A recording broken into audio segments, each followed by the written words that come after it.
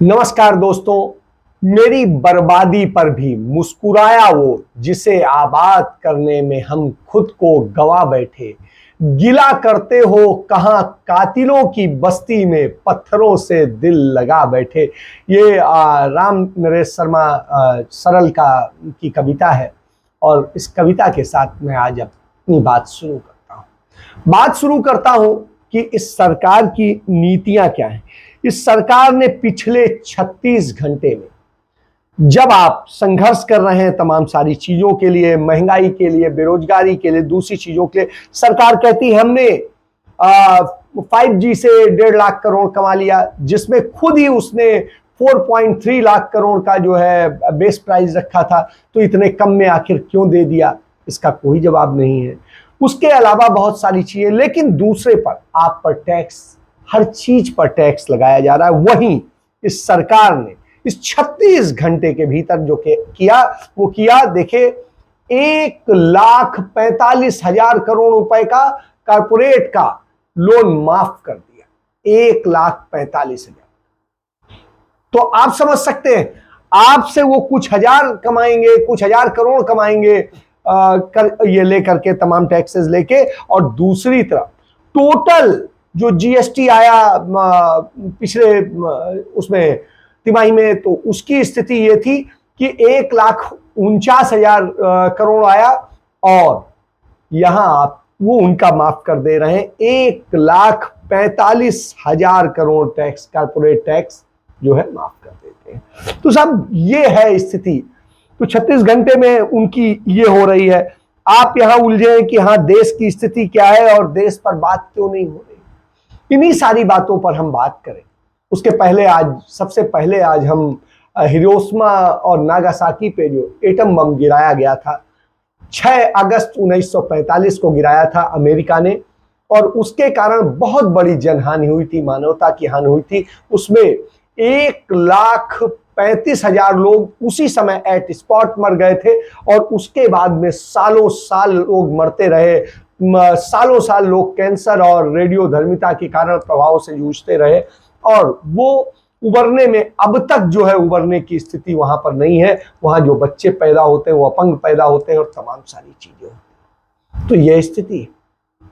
इसके बाद में हम आपसे एक बात करते हैं कि जो 31 मार्च 2018 तक का एक डाटा है मेरे पास, उस डाटा के मुताबिक जो है किसानों पर जो कुल कर्ज था, जो एनपीए था, जो उन्होंने नहीं दिया था, वो था 7.53 लाख करोड़, मतलब 7,53,000 करोड़ रुपए का था।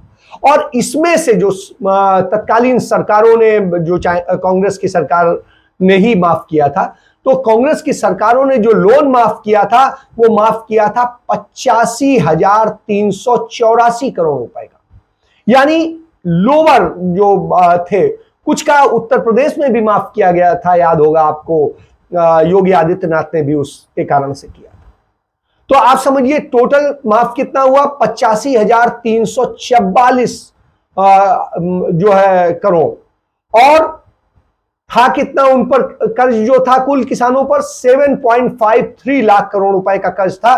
तो इसमें से सिर्फ 85,344 करोड़ रुपए का कर्ज माफ किया गया और उसकी वसूली नहीं हो पाई थी। लेकिन वहीं दूसरी तरफ भारत के उद्योगों की यदि देखेंगे तो उस समय 31 मार्च 2018 तक भारत की बैंकों पर जो उद्योग हैं, ये कारपोरेट हैं, इनका 10 लाख करोड़ रुपए से अधिक का, जो 10,35,528 करोड़ रुपए, मतलब एक प्रकार से 10.5 लाख करोड़ रुपए का जो है एनपीए था, जो सरकार ने बट्टे खाते में डाल दिया, माफ कर दिया।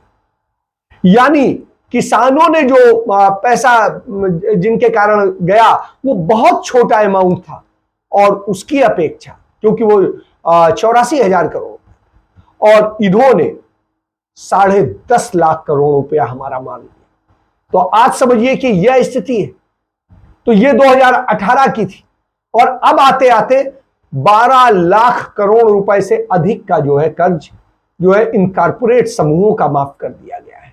और इन कारपोरेटों के लिए, उनके पास में, कारपोरेट्स के लिए इनके पास में पूरा पैसा है, उसके लिए कहीं कोई प्रॉब्लम नहीं है, कहीं कोई चीज नहीं है। तो ये स्थिति है। क्यों? क्योंकि ये सूट बूट की जो सरकार है, उस सरकार की स्थिति ये है। अब उसने इसीलिए तमाम सारे डाटा देने बंद कर दिए हैं, बचाने बंद कर दिए। एक खबर कि सरकार ने जो रसोई में यूज होती है पीएनजी गैस, उस पर 2.63 रुपए की वृद्धि कर दी है। अब आप समझिए कि पीएनजी गैस बढ़ गई, अब वो जो है, तो इस तरह से पीएनजी बढ़ गई, लोन की रिपो रेट जो है 0.50% बढ़ गया, तो अब वो हो गया है 5.40% का। तो इस तरीके से कि जनता को जो आप देंगे वो आप बढ़ाते रहिए, बढ़ाते रहिए। और लेकिन वहीं दूसरी तरफ क्या हुआ, इस सरकार ने पिछले 5 साल में, नरेंद्र मोदी सरकार ने पिछले 5 साल का डाटा बताता हूं कि कारपोरेट लोन को जो 10 लाख करोड़ से अधिक का है, उसे बट्टे खाते में डाल दिया। 10 लाख करोड़ सिर्फ 5 साल में। और किसानों का कर्ज इस दौरान 0 माफ किया इन्होंने, इन 5 सालों में 0। तो यह समझ लीजिए ये इनकी स्थिति है। अब एक और डाटा जान लीजिए, 2018-19 में जब कोविड नहीं आया था, कोई समस्या नहीं थी, तब भारत सरकार ने, केंद्र की नरेंद्र मोदी सरकार ने में बिलफुल डिफॉल्टर्स की जो संख्या थी वो 2207 थी, जो 2020-21 का जो डाटा है उसके मुताबिक, जो कोविड के दौर में था, उस दौर में इसके अलावा इतनों का माफ कर दिया गया। उसके बाद में और बढ़ गए, 2840 बिलफुल डिफॉल्टर हो गए।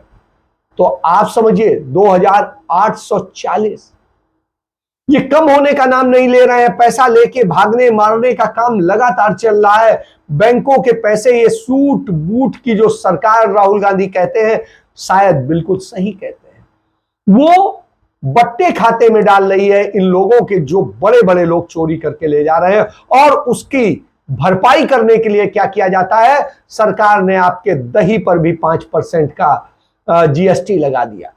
और सरकार ने तो 5% का जीएसटी लगाया, कंपनियों ने अपनी कीमत 50% बढ़ा दी, 50%। ये आप देखिए। इसके बाद में यूपीए सरकार की यदि बात करेंगे, कांग्रेस सरकार की, उस समय आटे पर कोई टैक्स नहीं था, दाल पर कोई टैक्स नहीं था, चावल पर कोई टैक्स नहीं था, दूध पर कोई टैक्स नहीं था, दही पर कोई टैक्स नहीं था, घी पर कोई टैक्स नहीं था, छाछ पर कोई टैक्स नहीं था, पनीर पर कोई टैक्स नहीं था। अब इस पर भी 5% टैक्स लगा दिया गया। आप बात समझिए। एक तरफ तो कहते हैं मुफ्त की रेवड़ी नहीं, बिल्कुल मत दीजिए, हम भी कहते हैं मत दीजिए, लेकिन दूसरी तरफ आप कारपोरेट को मुफ्त में लाखों करोड़, 12 लाख करोड़ से अधिक रुपया माफ कर देते हैं। और किसानों का 84,000 करोड़ रुपया माफ करने में आप कहते हैं, या वो करने में कहते हैं कि ये नहीं होना चाहिए। इसे लेकर के तमाम सारी बातें कही गई। मैं इन्हीं सारी बातों पे आऊं यदि, तो इसको लेकर के कि हाँ उस समय आरबीआई ने भी कहा, दूसरों ने भी कहा कि ये ऐसा नहीं ऐसा है। तो आप समझिए, एक नोबेल पुरस्कार विजेता है, हमारे देश के लिए शान रहे हैं, अमर्त्य सेन, और अटल बिहारी वाजपेयी सरकार में वो सलाहकार भी रहे हैं, आर्थिक सलाह देते रहे हैं। तो मैं उनके दिखाता हूं, ये अमर्त्य सेन है। अमर्त्य सेन की स्थिति यह है कि उन्होंने बहुत सारा इकोनॉमी के, स्वाभाविक सी बात है, नोबलिस्ट हैं तो बड़ी चीज है। उन्होंने कहा कि 2014 के बाद में भारत ने, जो भारत की अर्थव्यवस्था है, उसने गलत दिशा में छलांग लगाई है। और उन्होंने इसको लेकर के पूरा बातें कही। अमर्त्य सेन ने अपनी किताब भारत और उसके विरोधाभास पर ये सारी बातें लिखी। और अर्थशास्त्री अमर्त्य सेन कहते हैं, जो नोबेल पुरस्कार विजेता है, वो कहते हैं 20 साल पहले 6 देशों में, भारत, नेपाल, पाकिस्तान, बांग्लादेश, श्रीलंका और भूटान में भारत पहले स्थान पर था। श्रीलंका उससे भी आगे था। तो श्रीलंका नंबर 1 था, भारत नंबर 2 पे था। और आज क्या है, श्रीलंका डूब गए। क्योंकि उसने गलत दिशा में अपनी अर्थनीति बढ़ाई और हम सब ने श्रीलंका की हालत देखी। अब दूसरे नंबर पे जो देश है उसकी यह स्थिति है कि वो बांग्लादेश से पीछे चला गया है, नेपाल से पीछे चला गया है। तो आप समझिए पाकिस्तान से अभी हम आगे हैं, लेकिन बांग्लादेश और नेपाल से हम पीछे चले गए। तो इस दशा में आ गए हैं। भूटान की स्थिति यह है, भूटान की स्थिति हमसे सुधर रही है, लगातार इंक्रीज कर रही है। तो ऐसी स्थिति में और हम नीचे चलते चले जा रहे हैं, और जब नीचे चले जा रहे हो तो एक चीज उन्होंने कही कि यह चीजें बहुत बुरी तरह से खराब हुई हैं। 2014 से देश ने गलत दिशा में छलांग लगाई है। हम तेजी से बढ़ने वाली अर्थव्यवस्था में से पीछे जा रहे हैं, जो बहुत खतरनाक है। और उन्होंने इसको लेकर के सारी पूरी दी अपनी किताब में, एन अर्नेस्ट ग्लोरी करके उनकी किताब है, उसमें उन्होंने दिया है India and its construction, book का नाम है, में जो पेज है उसमें उन्होंने पूरी बात लिखी है। और उन्होंने लिखा है कि किस तरीके से सरकार असमानता और जाति व्यवस्था को जो है अनदेखी करके और जिस ढंग से काम कर रही है, उससे जो है तमाम सारी खाई आने की संभावना है और तमाम सारी संकट आने की संभावना है। ये बात उन्होंने जो कही थी, आज हम देख रहे हैं बिल्कुल सही होती दिख रही है। और जब सही होती दिख रही हो तो निश्चित रूप से चिंता का विषय है। इसके अलावा मैं दूसरा एक नाम बताऊंगा, अभिजीत बनर्जी है। अभिजीत बनर्जी साहब जो है वो भी नोबेल पुरस्कार विजेता और भारत के लिए शान है। उन्होंने कहा था नीतियां लागू करने के पहले सरकार को उसका मूल्यांकन करना चाहिए, लेकिन नरेंद्र मोदी सरकार शायद ये काम नहीं जानती, क्योंकि उसको डिक्टेटरशिप आती है और डिक्टेटरशिप के कारण वो अपनी नीतियां लाद देती है देश पर। वही हो रहा है, उसके कारण आज देश की अर्थव्यवस्था बर्बादी में है। तो अभिजीत बनर्जी साहब ने जो कहा वो मैं बताता हूं कि भारतीय अर्थव्यवस्था डगमगाई हुई है। सरकार को किसी भी नीतियों को सावधानी पूर्वक लाना चाहिए। और उन्होंने कहा कि मुझे लगता है कि भारत में नीतियां लाने की थोड़ी चाहत हमेशा होती है, क्योंकि उन्हें यह अच्छा लगता है या उनकी राजनीतिक पृष्ठभूमि होती है। खास तौर पर होना यह चाहिए कि नीतियां लागू करने से पहले उनका मूल्यांकन करना चाहिए, समझना चाहिए कि ये सही से काम कर पाएंगी या नहीं, और फिर इन्हें लागू करने का अंतिम फैसला लेना चाहिए।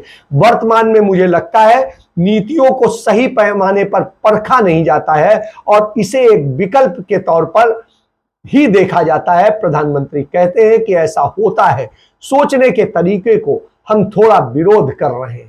तो साफ साफ उन्होंने कहा, उन्होंने जीएसटी को लेकर के कहा कि जीएसटी जो लाया गया वो किस तरीके से गलत है। जीएसटी गलत नहीं, टैक्स गलत नहीं है, उसका तरीका गलत था, तो उसको लेकर। और उन्होंने जो पीएम किसान योजना थी उसमें जो थी, उसमें जिस तरह से भागीदारी होनी चाहिए थी, सरकार को उस पर करना चाहिए था, उसकी बजाय उन्होंने किसानों से ज्यादा वो किया, उसमें भी किसान लूट रहा है। ग्रामीण क्षेत्रों में ग्रोथ रेट घट रहा है। इन सारी बातों पे है और इसकी वजह है कि किसान बर्बादी में है। उसको जो जरूरत थी वो करने की बजाय उसे भिखारी बनाने पर काम किया गया और उसे भिखारी बना करके हम नुकसान करते हैं। एक और नाम का जिक्र करूंगा, रघुरामन राजन। ये आईएमएफ के इंटरनेशनल मॉनेटरी फंड, अंतरराष्ट्रीय मुद्रा कोष के भी मुख्य आर्थिक सलाहकार रहे हैं और भारत के आरबीआई के गवर्नर रहे हैं। तो reserve bank of India governor रहते, उन्होंने छोड़ा था इसलिए क्योंकि भारत सरकार की नीतियां उन्हें लगता था कि बर्बादी की दिशा में ले जाए, और अभी भी है। उनका भले ही हम श्रीलंका की तरह बने, लेकिन उससे कमतर भी नहीं होंगे। क्यों? हमारे यहाँ की सबसे बड़ी समस्या हम रोजगार नहीं दे पा रहे हैं और हमारे यहाँ बेरोजगारों की फौज लगातार बढ़ती जा रही है। और सीएमआई के आंकड़े कहते हैं कि 90 करोड़ युवा जो है हमारे देश के बेरोजगार हैं और इन बेरोजगारों में से आधों को नौकरी मिलने की भी नौबत खत्म हो गई है। तो उन्होंने रोजगार खोजना बंद कर दिया है, अब वो किसी तरह सहारा ले रहे हैं। और जब ये स्थिति हो तो चिंता का विषय है।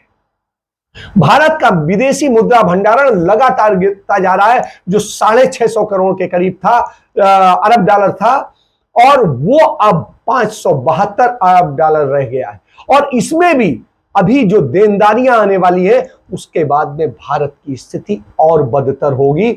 इससे कोई नहीं रोक सकता। और यह स्थिति जब सामने हो तो निश्चित रूप से, और रेपो रेट और ये सब बढ़ा करके आरबीआई जो चाहता है वो निश्चित रूप से बर्बादी की दिशा में जाता है। तो इंडियन इकोनॉमी जो है ग्रैब कर रही है, यह बात आपको समझनी पड़ेगी। इसके बाद इसको लेकर के भारतीय जनता पार्टी के एक सांसद हैं वरुण गांधी, वो आजकल बहुत सच बोलने लगे और उनकी स्थिति उन्होंने संसद में कहा कि देश बिक रहा है, हम इसे बर्बाद होते नहीं देख सकते हैं, क्योंकि देश में आज सब कुछ हमारे पूर्वजों ने कुर्बानियां देकर देश आजाद कराया और इसे बर्बाद किया जा रहा है। महंगाई आसमान छू रही है, देश का युवा बेरोजगार हो रहा है और इसी तरह के हालत रहे तो आप देखिए हमारा एयरपोर्ट हो, रेल हो, सेल हो, बीएसएनएल हो, सब बिक जाएगा और हमारे बच्चे पूंजीपतियों के गुलाम बन के रह जाएंगे और वो फिर कुछ समय आपको 40 साल 45 साल तक की एज तक नौकरी कराएंगे और आपका क्रीम पीरियड एज का ले लेंगे और उसके बाद आपको धक्के मार देंगे। फिर आप खोजते घूमिए कि आप क्या करेंगे। तो आप समझिए इस स्थिति में, तो जब आप इस स्थिति में हो तो चिंता करनी चाहिए और चिंता हमारे लिए जरूरी है, क्योंकि देश की बर्बादी को लेकर के आप क्या कहेंगे। तो स्थिति जब ये होती है तो निश्चित रूप से कि अब तो ये स्थिति हो गई, आपने ट्रेन का या प्लेन का या किसी चीज का टिकट लिया और टिकट लेने के बाद आप कैंसिल कराते थे, एक कैंसिलेशन चार्ज होता था, देते थे, खत्म होता था। अब उस पर भी आपसे जीएसटी लिया जाएगा। तो 2 बार एक ही चीज पे जीएसटी, खरीदने पे जीएसटी और छोड़ने पर जीएसटी। तो आपको लूटकर पैसा किसे दिया जा रहा है? इन पूंजीपतियों को दिया जा रहा है। और दूसरी तरफ जो सरकारी कर्मचारी हैं उनके लिए कि साहब अब 8वां वेतन आयोग नहीं आएगा। केंद्र ने हालांकि इससे इनकार किया है, लेकिन दिशा में इसी में काम चल रहा है कि कैसे इसे खत्म किया जाए। तो ये सारी स्थितियां हैं और ये सब स्थितियां हो तो निश्चित रूप से देश के लिए चिंताजनक है कि आप किसानों को बदनाम करते हैं, मुफ्त रेवड़ी के नाम पे दूसरों को बदनाम करते हैं, लेकिन वास्तव में धन का अपव्यय आप करते हैं। धन को आप कुछ लोगों पर लुटा रहे हैं और कुछ पूंजीपतियों को। यही वजह है कि राहुल गांधी बार बार इस चीज को लेकर के सवाल उठाते हैं कि कोई नहीं रोक पाएगा मेरी सच की आवाज को, मैं लड़ता रहूंगा, आप चाहे जो आरोप लगाते रहिए, चाहे आप जो लांछन लगा दीजिए, कह दीजिए। और यदि इसकी बात है तो राम मंदिर का, मेरे एक मित्र हैं, आईपीएस ऑफिसर हैं, विजय शंकर सिंह, जिस समय नवंबर 1989 में शिलान्यास कराया गया था राम मंदिर का राजीव गांधी सरकार में, उस समय 9 नवंबर 1989 को वो वहीं के पुलिस अधीक्षक थे और उस दौरान उन्होंने उसको सारी चीजें देखी थी और किस तरीके से एक दलित कामेश्वर जो था उसके हाथ से, जो बिहार का था राम भक्त था, उसके हाथ से ईंट रखवाई थी। और इसमें कांग्रेस ने कहीं भेदभाव नहीं किया था। अशोक सिंघल भी थे, महंत नृत्य गोपाल दास भी थे, विनय कटियार भी थे, डॉक्टर वेदांती भी थे, विजय राजे सिंधिया भी थे, मुख्तार अब्बास नकवी भी थे। तो आप समझ लीजिए कि वो जो भाजपा में आज, और ये सब आज भाजपा में, ये सब जो है, लेकिन कांग्रेस ने करने की बजाय उनसे शिलान्यास कराया और वो शामिल थे और पूरे विधि विधान से कराया, तिथियों का पूरा। लेकिन नरेंद्र मोदी ने जब 5 अगस्त 2020 को किया तो पंचांगों के अनुसार उस समय नहीं हो सकता था, भाद्र पक्ष चल रहा था और दूसरी चीज थी जो हम वैदिक और अपने मानते हैं, तो उसके भाद्र पक्ष के कृष्ण पक्ष तृतीया की द्वितीया थी। और इस दिन जब शिलान्यास दोबारा किया गया तो आप समझिए ये क्या चीज है। तो ये झूठ बोलने का जो एक चलता है, जो ग्लोबलिज्म का जो एक पूरा सिद्धांत इनका चलता है, झूठ मक्कारी के बूते अपने पाप को छिपाने का क्रम चलता है, वही हो रहा है। कांग्रेस सारे धर्मों की बात करती थी कि सभी धर्म बराबर हैं और सबको समान अधिकार है, सभी जातियां बराबर हैं और सबको समान अधिकार है। इस पर कुछ मनवादियों को तकलीफ होती थी, लेकिन वो सबको बराबर करती थी। वो जात की राजनीति नहीं करती थी, वो धर्म की राजनीति नहीं करती थी। लेकिन आज जाति और धर्म की राजनीति करने वाले प्रबल पे हैं और वो लूट कर वो पैसा एक अभिजात वर्ग के एक कुछ चुनिंदा लोगों को, कुछ चुनिंदा पूंजीपतियों को दे रहे हैं और आपकी जेब से लूटा जा रहा है। और लूट कर दिया किसको जा रहा है? इन पूंजीपतियों को। तभी ये दुनिया के सबसे अमीर लोगों की लिस्ट में बढ़ते चले जा रहे हैं और आप दुनिया के गरीब लोगों की लिस्ट में बढ़ते चले जा रहे हैं, भूखमरे लोगों की चले जा रहे हैं। बेरोजगारों में चले जा रहे हैं और दुखी लोगों में चले जा रहे हैं। तो यह स्थिति है आपकी। सोचना आपको होगा, क्योंकि भविष्य आपका है, आपके बच्चों का है, आपकी बेटियों का है। और यदि अभी नहीं चेतेंगे तो निश्चित रूप से, और अभी नहीं लड़ेंगे बोलेंगे तो निश्चित रूप से आपकी बच्ची कहीं वेश्यालय, और वेश्यालय भी अब वैध हो जाएंगे, तो उनमें बैठी हो, और आपके बच्चे कहीं क्राइम करके कुछ गंदे कृत्य करके आ रहे होंगे, और उससे रोटी खाना आपकी मजबूरी होगी। तो आप सोचिए आपको कौन सी दिशा तय करनी है, दशा तय करनी है, कौन सी राजनीति। क्योंकि धर्म और राजनीति का घालमेल सदैव गलत होता है। धर्म हमारा जो है डिसाइड करता है, जो वेद कहता है कि राजा का काम होता है सबको समान देखना, सबके लिए करना, ना कि एक वर्ग के। तो आज के समय में कुछ पूंजीपतियों के लिए हो रहा है, किसान को बदनाम किया जा रहा है लेकिन लूट कर दिया जा रहा है पूंजीपतियों को। इसके साथ मैं चर्चा समाप्त करता हूं। सोचिए, समझिए, जहां पर आपको खड़ा होना है, फैसला आपको है कि आपको अपना भविष्य कैसा बनाना है। धन्यवाद। जय हिंद, जय भारत।